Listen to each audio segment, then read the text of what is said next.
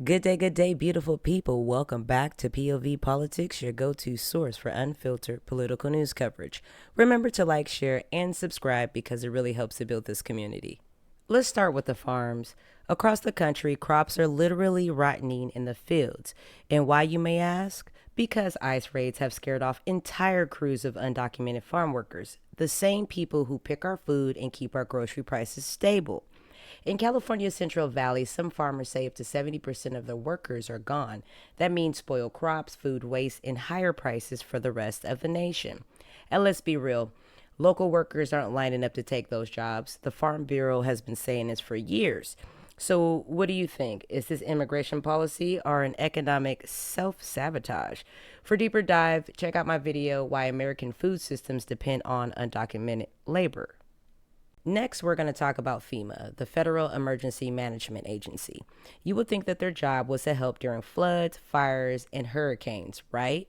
Well, in Florida and in Texas, FEMA money is being reallocated to the immigration enforcement. Yes, you heard that right, my fellow Americans. Emergency relief dollars are going towards detention camps and deportation infrastructure.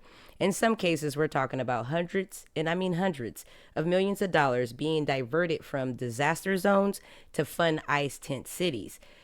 It's not just bad policy, people, it's dangerous. Because when a real disaster hits, like it did, there might not be enough money left to respond. Let's talk about Florida's newest symbol of immigration theater, Alligator Alcatraz, a $450 million detention center being built in the Everglades, yes, in the middle of a protected wetland surrounded by gators, snake, and swamp. It's being fast-tracked with emergency powers before the land was even bought, and FEMA is footing the bill. There's no running water or sewage. Everything is being trucked in and out, and environmentalists are sounding the alarm while legal experts are calling it unconstitutional. But yet, DeSantis and Trump are holding press conferences like it's the new Six Flags. This isn't a serious solution. It's a campaign ad for real human costs. And if you would like to know more, check out my video on how FEMA is funding a swamp prison. Today, Zohran Mamdani has officially won the Democratic nomination for NYC mayor in a dramatic win over Andrew Cuomo of 56% to 44% after the third round of ranked choice voting. But the story just gets messier. Within hours, Trump took to Truth Social accusing Mamdani of being a full-on communist and threatening to have him arrested, stripped of his citizenship, detained, and deported, all over the candidate's promise to limit ICE activity in the city. Trump also warned that he would withhold federal funding despite Congress have already approving roughly $7 billion a year for education and services for NYC's most vulnerable. Zohran fired back and stated, "The President of the United States just threatened to have me arrested, not because I've broken any law, but because I refuse to let ICE terrorize our city. He's calling it intimidation and vowing not to back down." So, here's the bottom line.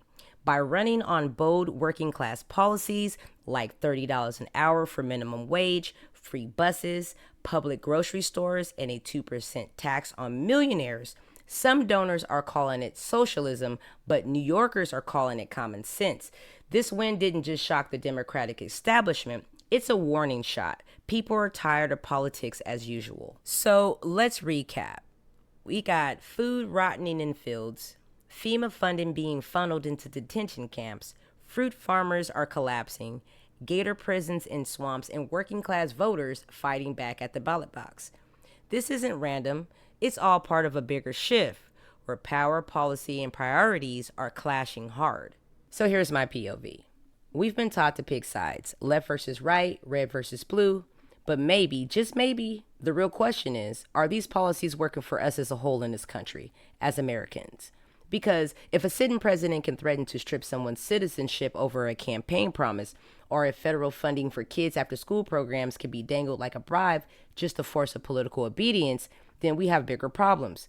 We're not just debating policy, we're watching the playbook of control unfold in real time. So ask yourself, who benefits from these policies? Who loses when we let fear silence our debate? And what does it mean when the price of speaking out is your freedom or your citizenship?